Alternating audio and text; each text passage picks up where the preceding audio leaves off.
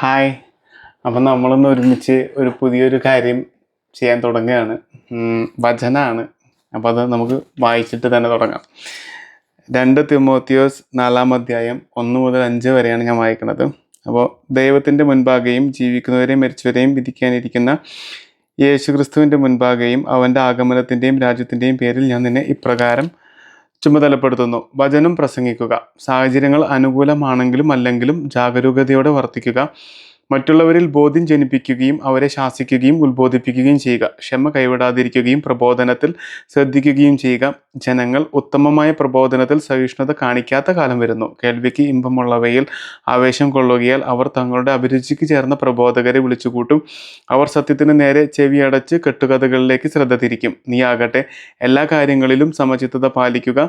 കഷ്ടതകൾ സഹിക്കുകയും സുവിശേഷകന്റെ ജോലി ചെയ്യുകയും നിന്റെ ശുശ്രൂഷ നിർവഹിക്കുകയും ചെയ്യുക. ഓക്കെ, അപ്പോൾ ഇതാണ് നമ്മുടെ കടമ. നമ്മൾ ദൈവത്തിന് വേണ്ടി നിലകൊള്ളണം. ഓക്കെ, അപ്പോൾ ഇത് സൈഡ് ബൈ സൈഡ് എന്ന യൂട്യൂബ് ചാനലിൻ്റെ ആദ്യത്തെ വീഡിയോ ആണ്. അപ്പോൾ നിങ്ങൾ ശ്രദ്ധിച്ചിട്ടുണ്ടാവും, നമ്മുടെ വീഡിയോ തുടങ്ങുന്നത് 0-ൽ നിന്നാണ്, 0. ഓക്കെ, ഇനിയുള്ള വീഡിയോകൾ എങ്ങനെയാണ് 1, 2, 3 അങ്ങനെയല്ല. ഇനിയുള്ള വീഡിയോകൾ നമ്മൾ വരുന്നത് -1, -2, അതായത് നമ്മൾ 0, നമ്മൾ ശൂന്യവൽക്കരിക്കപ്പെട്ടു. നമ്മൾ ദൈവത്തിന് വേണ്ടി നമ്മൾ ദൈവത്തിൻ്റെ അനുഗ്രഹത്തിനായിട്ട് നമ്മൾ എളിമപ്പെട്ടു, ശൂന്യരായി. ഇനി നമ്മൾ താഴേക്കാണ്, അതായത് നമ്മൾ എളിമപ്പെട്ട് വരികയാണ്. ഓക്കെ, അപ്പം നമ്മളെങ്ങനെയാണ്, നമ്മൾ ഏറ്റവും എളിമപ്പെടാൻ വേണ്ടിയിട്ടാണ് ഇനിയുള്ള നമ്മുടെ ശ്രമം. അപ്പം ഇനി അടുത്ത വീഡിയോ എന്തായിരിക്കും? നമ്പർ -1, പിന്നത്തെ വീഡിയോ -2. അപ്പോൾ നമ്മൾ 0-നേക്കാൾ കുറഞ്ഞ് വരികയാണ്. ഓക്കെ, അപ്പോൾ എന്തുകൊണ്ട് 0 എന്നുള്ളതിന് ഞാൻ ആദ്യം തന്നെ പറയാൻ ആഗ്രഹിക്കുന്നതാണ്. നമ്മളത് എളിമപ്പെടലിൻ്റെ നമ്മുടെ തലങ്ങളാണ്. ഓക്കെ, അപ്പോൾ സൈഡ് ബൈ സൈഡ് നിങ്ങൾ പേര് ശ്രദ്ധിച്ചിട്ടുണ്ടാവും, സൈഡ് ബൈ സൈഡ്. അപ്പോൾ നമ്മൾ ഒരുമിച്ചിരുന്ന് ഒപ്പത്തിനൊപ്പം ഇരുന്നിട്ട് നമ്മൾ തേടുന്നത് എന്താണ്? നമ്മൾ യേശുവിനെയാണ്. ഓക്കെ, നമ്മൾ യേശുവിനെ തേടും, യേശുവിനെ കണ്ടെത്തും, യേശുവിനെ നേടും. അല്ലെ, തേടിക്കഴിഞ്ഞ് നമ്മൾ നേടും. ഒപ്പം നമ്മൾ എന്ത് ചെയ്യും? നമ്മൾ പിന്നെ കൂടെ കൂട്ടും. അപ്പോൾ യേശുവിനെ നമ്മൾ തേടും, യേശുവിനെ നേടും, പിന്നെ നമ്മൾ കൂടെ കൂട്ടും. ഓക്കെ, അപ്പോൾ ഇതാണ് നമ്മുടെ മെയിൻ അജണ്ട. പിന്നെ നമ്മൾ ശൂന്യവൽക്കരിക്കപ്പെടുന്നതിലൂടെയാണ് ഇതെല്ലാം സാധ്യമാകുന്നത്. അതാണ് ഇതിൻ്റെ മെയിൻ കാര്യം. ഓക്കെ, തിരിച്ച് നമ്മുടെ വചനത്തിലേക്ക് വരാം. അപ്പോൾ നമ്മുടെ അടിസ്ഥാനമായ കാര്യമാണ്, അതുകൊണ്ടാണ് ആദ്യം തന്നെ വചനം വായിച്ചു തുടങ്ങിയത്. അപ്പോൾ ഞാൻ രണ്ടാമത്തെ വചനം ഒന്നുകൂടി വായിക്കും. വചനം പ്രസംഗിക്കുക. ഓക്കെ, സാഹചര്യങ്ങൾ അനുകൂലമാണെങ്കിലും അല്ലെങ്കിലും ജാഗരൂകതയോടെ വർത്തിക്കുക. മറ്റുള്ളവരിൽ ബോധ്യം ജനിപ്പിക്കുകയും അവരെ ശാസിക്കുകയും ഉത്ബോധിപ്പിക്കുകയും ചെയ്യുക. ക്ഷമ കൈവിടാതിരിക്കുകയും പ്രബോധനത്തിൽ ശ്രദ്ധിക്കുകയും ചെയ്യുക. മറ്റുള്ളവർ എന്ന് പറയുന്നതിൽ ഞാനും പെടും. ഓക്കെ, മറ്റുള്ളവർ, കാരണം ഞാൻ നന്നായിട്ടല്ല ഞാൻ സംസാരിക്കാൻ ഇറങ്ങുന്നത്. അപ്പോൾ ആ മറ്റുള്ളവരിൽ ഞാനും ഉണ്ട്. മറ്റുള്ളവരിൽ നിന്ന് ഞാൻ വായിക്കുന്നു, വചനം മാറ്റാൻ ആഗ്രഹിക്കാത്തത് കൊണ്ട് ഞാൻ അതുപോലെ തന്നെ വായിക്കുന്നു. പക്ഷെ ആ മറ്റുള്ളവരിൽ ഞാനും ഉണ്ട്, നമ്മൾ ഒരുമിച്ചുണ്ട്. ഓക്കെ, പിന്നെ സാഹചര്യങ്ങൾ അനുകൂലമാണെങ്കിലും അല്ലെങ്കിലും എൻ്റെ സാഹചര്യം അനുകൂലമല്ല. എൻ്റെ സാഹചര്യങ്ങൾ എന്നെ കേൾക്കുന്നത് നിങ്ങളോ അല്ലെങ്കിൽ ബാഹ്യമായിട്ടുള്ള കാര്യങ്ങളൊന്നും അല്ല, എൻ്റെ ഉള്ളിലുള്ള സാഹചര്യമാണ് അനുകൂലമല്ലാത്തത്. കാരണം ഞാൻ വളരെ നല്ല രീതിയിൽ പാപങ്ങൾ ചെയ്തുകൊണ്ടിരിക്കുന്നതുമായ ഒരു വ്യക്തിയാണ്. പാപങ്ങൾ ഉദ്ദേശിക്കുന്നത് എനിക്ക് എൻ്റെ മനസ്സ് അല്ലെങ്കിൽ ആത്മാവിനെ നിയന്ത്രിക്കാൻ, എൻ്റെ കണ്ണുകളെ നിയന്ത്രിക്കാനോ എൻ്റെ നാവിനെ നിയന്ത്രിക്കാനോ എനിക്ക് ഒരു തരി പോലും പറ്റിയിട്ടില്ല. കുറച്ചെങ്കിലും നന്നായിട്ടല്ല ഞാൻ പറയുന്നത്, എനിക്കൊന്നും പറ്റിയിട്ടില്ല.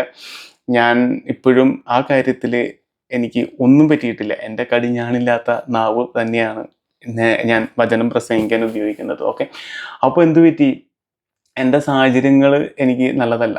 അപ്പോൾ ഈ സാഹചര്യത്തിൽ എന്നെ ഏറ്റവും കൂടുതൽ ബുദ്ധിമുട്ടിക്കുന്ന സാഹചര്യം ഈ സാഹചര്യമാണ്. ഞാൻ നല്ലതല്ല എന്ന് തിരിച്ചറിയുന്ന എൻ്റെ ഈ സാഹചര്യം. പക്ഷേ ഞാൻ നന്നായിട്ട് വചനം പ്രസംഗിക്കാൻ എനിക്കത് പറ്റൂല. കാരണം എനിക്കങ്ങനെ ഞാൻ വചനം പ്രസംഗിക്കുന്നതിലൂടെ അല്ലെങ്കിൽ യേശുവിനെ സാക്ഷ്യപ്പെടുത്തുന്നതിലൂടെ എനിക്ക് നന്നാവാൻ പറ്റുള്ളൂ. അപ്പോൾ ഇതാണ് എൻ്റെ മാർഗം. അപ്പോൾ ഞാൻ എന്ത് ചെയ്യണം? ഞാനത് ചെയ്തുകൊണ്ടേയിരിക്കണം. ഓക്കെ, അപ്പോൾ ഇതിന് വേണ്ടിയിട്ടാണ് ഞാൻ നിങ്ങളെ കൂട്ടുപിടിക്കുന്നത്. നിങ്ങളുണ്ടെങ്കിൽ എനിക്ക് ഈ കാര്യം ചെയ്യാൻ പറ്റുള്ളൂ. എനിക്കായിട്ട് ഈ കാര്യം ചെയ്യാൻ ഒറ്റയ്ക്ക് പറ്റില്ല. ഓക്കെ, എനിക്ക് ഒറ്റയ്ക്ക് അല്ലെങ്കിലും പറ്റില്ല. എനിക്ക് പ്രാർത്ഥിക്കണമെങ്കിൽ എൻ്റെ അപ്പുറത്ത് പരിശുദ്ധാത്മാവിൻ്റെയും മാലാഖമാരുടെയും എല്ലാവരുടെയും സാന്നിധ്യം വേണം. പക്ഷേ ഞാൻ പറയുന്നത് ആസ് എ ഹ്യൂമൻ എന്നുള്ള രീതിയിൽ, മനുഷ്യൻ എന്നുള്ള രീതിയിൽ എനിക്ക് വേണം. അതുകൊണ്ടാണ് സൈഡ് ബൈ സൈഡ് ഒപ്പം ഇരിക്കുക. ഓക്കെ, അപ്പോൾ എൻ്റെ ഏറ്റവും ബുദ്ധിമുട്ടുള്ള സാഹചര്യം ഞാൻ തന്നെയാണ്. അപ്പം ഞാൻ ഇതിന് അർഹനല്ല എന്ന് ആദ്യമേ പറഞ്ഞു കൊണ്ട് തന്നെയാണ് തുടങ്ങുന്നത്. നാളെ എന്നെ അറിയാവുന്ന, എന്നെ പേഴ്സണലായിട്ട് അറിയാവുന്ന നിങ്ങൾ, നീ തന്നെയാണോ യൂട്യൂബിൽ ഇത്രയും വലിയ ഘോരം പ്രസംഗിക്കണേ, എന്നിട്ട് നീയാണോ ഇങ്ങനെ ചെയ്യണേ, അല്ലെങ്കിൽ നിൻ്റെ കഴിഞ്ഞ കാലഘട്ടം അങ്ങനെ ഇല്ലായിരുന്നേ, എന്നിട്ട് നീ ഇങ്ങനെയാണോ പറയണത്? അപ്പോൾ ഇതൊന്നും എന്നെ ബാധിക്കാൻ പാടില്ല. അതുകൊണ്ടാണ് സാഹചര്യം അനുകൂലമാണെങ്കിലും അല്ലെങ്കിലും എന്ന് പറയുന്നത്. അപ്പോൾ എൻ്റെ സാഹചര്യം എനിക്ക് അനുകൂലമല്ല. എൻ്റെ പഴയകാല പ്രവർത്തനങ്ങൾ എന്താണെന്ന് എനിക്ക് നന്നായി അറിയാം, മറ്റാരേക്കാളും കൂടുതൽ. എന്നെപ്പറ്റി അറിയുന്നവർക്ക് കുറേ കാര്യങ്ങളൊന്നും അറിയില്ല. ഒരാൾക്ക് എന്നെ പറ്റി ഒരു മോശം കാര്യം അറിയാം, വേറെ ആൾക്ക് ചിലപ്പോൾ 2 മോശം കാര്യം അറിയാം, അങ്ങനെ അറിയുള്ളൂ. പക്ഷേ എനിക്ക് ഞാൻ ചെയ്ത എല്ലാ മോശത്തരങ്ങളും എനിക്കറിയാം. അപ്പോൾ സാഹചര്യങ്ങൾ അനുകൂലമല്ല. പക്ഷേ എനിക്ക് എൻ്റെ യേശുവിനെ പറ്റി പറയാൻ ഈ വചനഭാഗമാണ് പിന്നെയും എനിക്ക് കിട്ടിയിട്ട് എനിക്കൊരു ബോധ്യം വന്നത്. നമ്മൾ വചനം പ്രസംഗിക്കണം, നമ്മൾ യേശുവിനെ സാക്ഷ്യപ്പെടുത്തണം, നമ്മൾ യേശു രക്ഷകനാണെന്ന് ഏറ്റുപറയണം. ഓക്കെ, അപ്പോൾ അതിന് ഞാൻ തിരഞ്ഞെടുത്ത ഒരു മാധ്യമമാണ് യൂട്യൂബ്. അപ്പം നിങ്ങളത് കേൾക്കണം എന്നാണ് എൻ്റെ ആഗ്രഹം. കേൾക്കണം എന്നുള്ളത് ഇതിൻ്റെ നിങ്ങൾ നാളെ പ്രഘോഷകരായി മാറാൻ വേണ്ടി കേൾക്കണം. മനസ്സിലായില്ലേ? നമ്മളെല്ലാവരും ദൈവ ശുശ്രൂഷ ചെയ്യണം. ഒരു സുവിശേഷ വേലയെങ്കിലും നമ്മൾ ചെയ്യണം. മധ്യസ്ഥം പ്രാർത്ഥിക്കാം, അല്ലെങ്കിൽ നമ്മൾ ഏത് വേണമെങ്കിലും തിരഞ്ഞെടുക്കാം. പക്ഷേ നമ്മൾ എല്ലാവരും യേശുവിന് സാക്ഷ്യം വഹിക്കണം. നമ്മൾ നമ്മുടെ കാര്യത്തിന്, നമ്മുടെ ജീവിതത്തിന് സാക്ഷ്യം വഹിച്ചിട്ട് നമ്മൾ മരിച്ചു മണ്ണായിട്ട് കാര്യമില്ല. നമ്മൾ യേശുവിന് വേണ്ടി സാക്ഷ്യം വഹിക്കണം. ഓക്കെ, അപ്പോൾ സൈഡ് ബൈ സൈഡ് എന്നുള്ള ചാനലിന് അങ്ങനെ ഒരു തുടക്കം വന്നു. ഒപ്പം ഇരുന്ന് നമ്മൾ ഒരുമിച്ചിരുന്ന് നമ്മൾ യേശുവിനെ നേടുന്നു, നമ്മൾ കൂടെ നടക്കുന്നു. നമ്മൾ പറഞ്ഞല്ലോ, അതായത് നമ്മൾ ശൂന്യവൽക്കരിക്കപ്പെട്ടുകൊണ്ടിരിക്കുന്നു. ഒപ്പം തന്നെ നമ്മൾ ഓരോ ദിവസങ്ങളിൽ നമ്മൾ വചനം പറഞ്ഞ് നമ്മൾ തുടങ്ങുമ്പോൾ നമുക്ക് ഈ കേൾക്കുന്ന വചനം നമ്മുടെ ജീവിതത്തിൽ ആ ദിവസത്തേക്ക് നമുക്ക് ചെറിയൊരു പരിവർത്തനത്തിന് വേണ്ടിയിട്ട് നമ്മളത് ഉപയോഗിക്കണം. പിന്നെ എന്നെ കേൾക്കുന്ന നമ്മളെല്ലാവരും ഒരുമിച്ച് ബൈബിൾ വായിക്കാൻ നമ്മൾ തയ്യാറാവണം. നമ്മൾ ഡെയിലി ബൈബിൾ വായിക്കണം. കുറച്ച് സമയമെങ്കിലും നമ്മൾ ബൈബിൾ വായിക്കണം. അതായത് ഒട്ടും സമയമില്ലാത്ത വീട്ടമ്മമാരുണ്ട്, ജോലിക്ക് പോകുന്ന ആൾക്കാരുണ്ട്, പല മേഖലയിൽ നിൽക്കുന്ന ആൾക്കാരുണ്ട്. ഞാൻ പറയുന്നത് ഒരു 5 മിനിറ്റ് സമയം വെച്ചിട്ട്, കറക്റ്റ് 5 മിനിറ്റ് എങ്കിലും ചുരുങ്ങിയത് ബൈബിൾ വായിക്കണം. കാരണം അത് ദാനിയേൽ പൂവാണത്തിൽ അച്ഛൻ യൂട്യൂബിലൊക്കെ വളരെ, ഇപ്പം എന്നെ നിങ്ങൾ കേൾക്കുന്നുണ്ടെങ്കിൽ അച്ഛൻ്റെയൊക്കെ ക്ലാസ്സുകൾ കുറേ കേട്ടിട്ടുള്ള ആൾക്കാരായിരിക്കും നിങ്ങൾ. അപ്പോൾ ആൾക്ക് കിട്ടിയ ഒരു പരിശുദ്ധാത്മാവിൻ്റെ പ്രചോദനം കൊണ്ട് ലോകം ഏറ്റെടുത്തിട്ടുള്ള ഒരു കാര്യമാണ്. അപ്പോൾ അതിൽ നമ്മളും ഭാഗമാവണം. മനസ്സിലായില്ലേ? അപ്പോൾ അതുപോലത്തെ കുറേ വീഡിയോകൾ മൂലമാണ് ഞാൻ എന്തെങ്കിലും ഒരു തരത്തിൽ മാറ്റം എന്നിലുണ്ടായിട്ടുള്ളത് ആത്മീയമായിട്ട്. അപ്പോൾ എനിക്ക് അത്തരം വചന പ്രഘോഷകരോട് നന്ദി പറയാതെ പറ്റില്ല.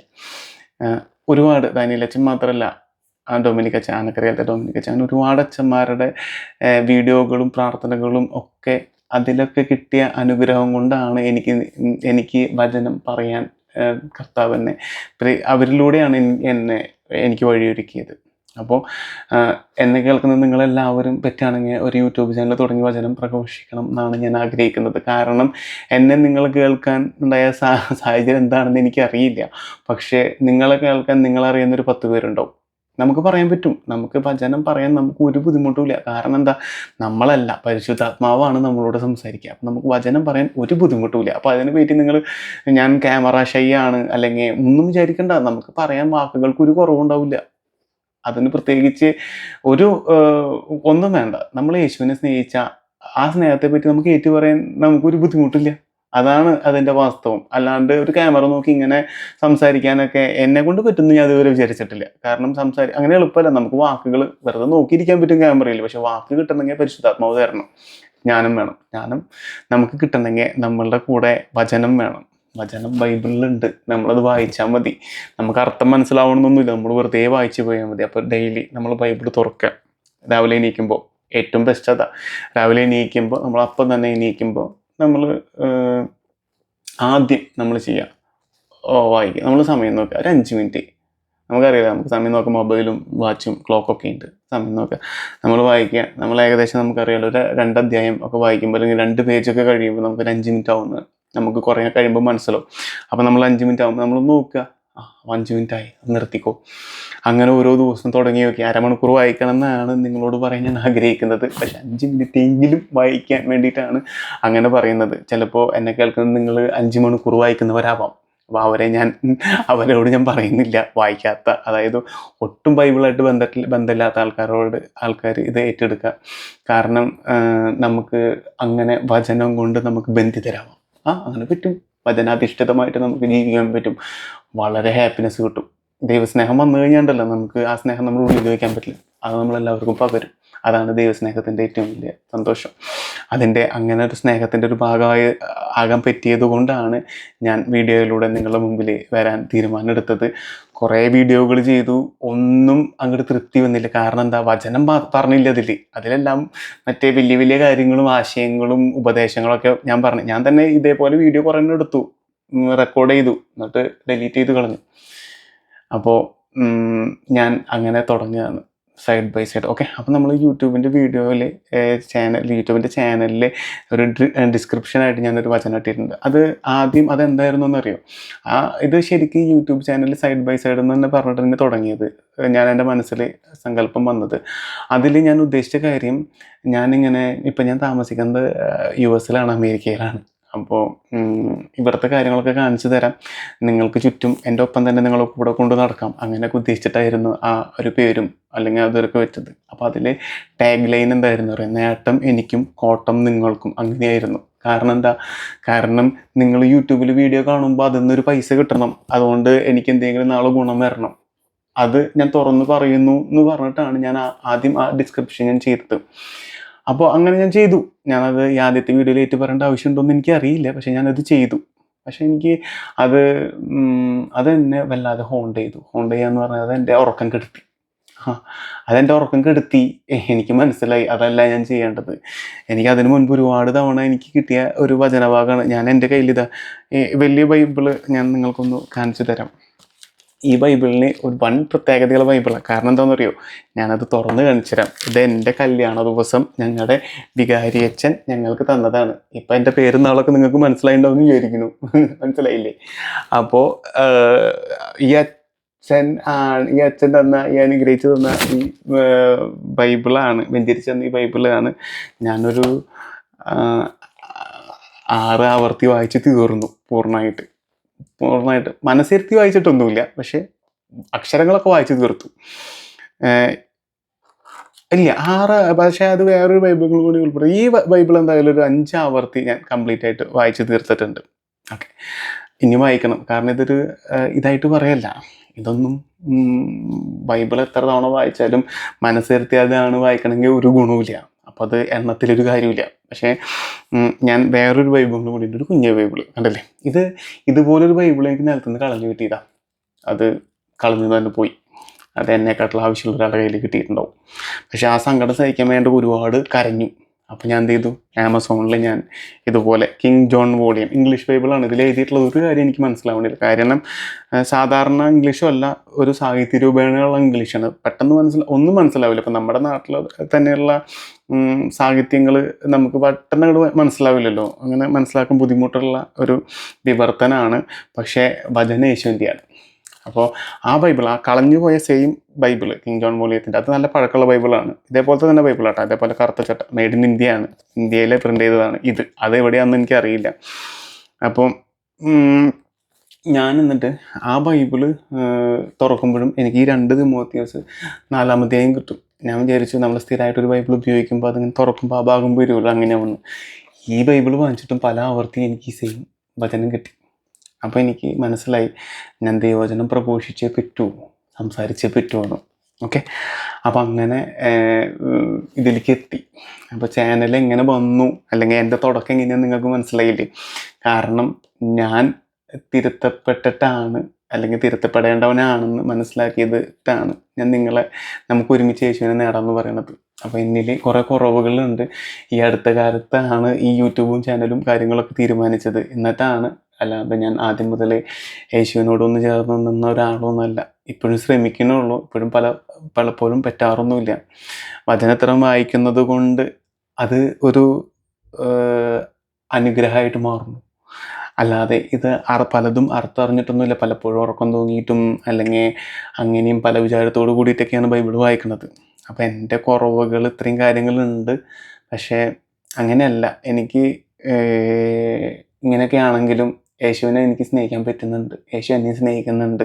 അങ്ങനെ ഒരു തിരിച്ചറിവിലാണ് ഇങ്ങനെ വീഡിയോ ചെയ്യാനും ഞാനറിഞ്ഞ അല്ലെങ്കിൽ ഞാൻ കണ്ടെത്തുന്ന യേശുവിനെ നമ്മൾ ഒരുമിച്ച് കണ്ടെത്താം. ഞാൻ എന്തായാലും യേശുവിനെ തേടി പോവാണ്. അപ്പം നമുക്ക് ഒരുമിച്ച് പോവാം. യേശുവിനെ തേടിയിട്ട് നമുക്ക് നേടാം, യേശുവിനെ നേടാം, പിന്നെ കൂടെ കൂട്ടാം. ഓക്കെ, അപ്പോൾ ചാനലിൻ്റെ ഏത് ഭാഗം പറഞ്ഞപ്പോഴാണ് ഇത്രയും ബൈബിളിൻ്റെയും കാര്യങ്ങളൊക്കെ പറഞ്ഞതെന്ന് ഞാൻ ഓർക്കുകയാണ്. കാരണം ചാനലിൻ്റെ ഡിസ്ക്രിപ്ഷൻ, യൂട്യൂബ് ചാനലിൻ്റെ ഡിസ്ക്രിപ്ഷനിൽ എഴുതിയ ഒരു വചനമാണ് സങ്കീർത്തനം 22:22. അത് അപ്പം നേട്ടം എനിക്ക് കോട്ടം നിങ്ങൾക്ക് എന്നുള്ള വചനമല്ല, ആ ഒരു വാക്യം അതല്ല അതിൻ്റെ ശരിയെന്ന് മനസ്സിലായതോട് കൂടിയിട്ടാണ് അത് മാറ്റാം എന്ന് വിചാരിച്ചിട്ട് പ്രാർത്ഥിച്ച് ബൈബിൾ തുറന്നപ്പോൾ കിട്ടിയ വചനമാണ് സങ്കീർത്തനം 22:22. കിട്ടില്ല വചനമാണ്, ഞാൻ വായിച്ചുതരാം. ഞാൻ അവിടുത്തെ നാമം എൻ്റെ സഹോദരരോട് പ്രഘോഷിക്കും, സഭാമധ്യത്തിൽ ഞാൻ അങ്ങേ പുകഴ്ത്തും. ഓക്കെ, ഇതുപോലെ അപ്പോൾ യേശുവിൻ്റെ നാമം ഞാൻ പ്രഘോഷിക്കാൻ തുടങ്ങുകയാണ് എൻ്റെ സഹോദരരോട്. അപ്പം നിങ്ങൾ എൻ്റെ നമ്മളെല്ലാവരും സഹോദരന്മാരാണ്. ഓക്കെ, സഭാമധ്യത്തിൽ ഞാൻ അങ്ങേ പുകഴ്ത്തും. അപ്പോൾ നിങ്ങളും നമ്മളും ഒരുമിച്ച്, നമ്മളെല്ലാവരും ഒരുമിച്ച് യേശുവിനെ പുകഴ്ത്തണം. യേശുവിനെ നമ്മൾ സഭാമധ്യത്തിൽ സഹോദരന്മാരോടും ഒക്കെ നമ്മൾ ഏറ്റു പറയണം. ഓക്കെ, അപ്പോൾ ഇത് തുടക്കമായതുകൊണ്ട് ഇത്രയും വലിയൊരു വീഡിയോ ആയിപ്പോയി. ഓക്കെ, ചിലപ്പോൾ യേശുവിനെ പറ്റി പറയുമ്പോൾ ഇതിനും വലിയ വീഡിയോ ആവും, എനിക്കറിയില്ല. കാരണം എൻ്റെ കൺട്രോളിലല്ല ഞാനിപ്പോൾ നിൽക്കുന്നത്. കാരണം എൻ്റെ കൺട്രോളിൽ എനിക്കിത് ചുരുക്കാനും കുറയ്ക്കാനും കൂട്ടാനൊന്നും ഞാൻ ഇവിടെ ഒന്നും എഴുതി വെച്ചിട്ടില്ല. എൻ്റെ കയ്യിൽ ഇന്ന് പറയേണ്ടത് എനിക്ക് എന്തായാലും 2 തിമോത്തിയോസ് 4-ാം അധ്യായം പറയണം, ഈ പറഞ്ഞ ഡിസ്ക്രിപ്ഷൻ പറയണമെന്ന് മാത്രം ചിന്തിച്ചിട്ട് ഞാൻ തുടങ്ങിയതാണ്. ബാക്കിയെല്ലാം ദൈവം തരുന്നതാണ്. അതെ, പരിശുദ്ധാത്മാവ് തോന്നിപ്പിക്കണതാ. ഇതൊന്നും മുൻവിധിയോടുകൂടി പറയേണ്ടതില്ല. അപ്പോൾ സമയം കൂടാം കുറയാം, അത് എന്നും ഒരു സമയത്ത് നിർത്താനും അല്ലെങ്കിൽ അത്ര സമയത്ത് ഉൾക്കൊള്ളാനൊന്നും പറ്റിയെന്ന് വരില്ല. അപ്പോൾ അതല്ല അവിടെ ആവശ്യം, ദൈവരാജ്യം പ്രഘോഷിക്കപ്പെടുക എന്നുള്ളതാണ് ആവശ്യം. അപ്പോൾ നല്ലൊരു ദിവസം വേണ്ടി നമുക്ക് യേശുവിനോട് പ്രാർത്ഥിക്കാം. ഓക്കെ, നമ്മൾ തുടർന്ന് യേശുവിനെ നമ്മൾ കൂടെ കൂട്ടിയിട്ട് യേശുവിനെ നമ്മളൊപ്പം കൂടെ കൂട്ടിയിട്ട് നമുക്ക് യാത്ര ചെയ്യാൻ പറ്റണം. ദൈവം നമ്മൾ ഒരുപാട് അനുഗ്രഹിക്കുന്നുണ്ട്, നമ്മൾ കൂടെ നിന്നാൽ മതി. ദൈവത്തിന് ദൈവം നമ്മൾ അത്രയും സ്നേഹിക്കുന്നുണ്ട്. നമ്മൾ ദൈവത്തിന് നല്ല ഇഷ്ടമാണ്, ദൈവത്തിന് നല്ല ഇഷ്ടമാണ്. നമ്മളത് മനസ്സിലാക്കിയ ഭയങ്കര സന്തോഷമാണ് ദൈവത്തിന്. അത് നമുക്ക് ഫീൽ ചെയ്യും. പല ആൾക്കാർക്ക് അറിയാതെ, എന്നെ കാണുന്ന നിങ്ങൾക്ക് എല്ലാവർക്കും അറിയാം ദൈവം എങ്ങനെയാണ് നമ്മൾ സ്നേഹിക്കുന്നത്. ദൈവം തൊടുമ്പോഴൊക്കെ ഉണ്ടല്ലോ നമുക്ക് കരച്ചിൽ വരും. കാരണം എന്താ, നമ്മൾ അത്രയും സന്തോഷം കൊണ്ട് നമ്മൾ കരഞ്ഞു പോകും. കാരണം ദൈവത്തിൻ്റെ സ്നേഹം അങ്ങനെയാണ്. ഓക്കെ, അപ്പോൾ അതാണ് നമ്മൾ ഒരുമിച്ച് നേടാൻ ആഗ്രഹിക്കാൻ, അല്ലെങ്കിൽ നമ്മൾ ഒരുമിച്ച് നിൽക്കുന്നത്. അപ്പോൾ ദൈവം നല്ലൊരു ദിവസം തന്ന് നമ്മളെല്ലാവരും ഒരുമിച്ച് അനുഗ്രഹിക്കട്ടെ. Thank you. കൂടെ വായോ, നമുക്ക് ഒരുമിച്ച് ദൈവത്തെ നേടാം. Okay, bye. Thank U.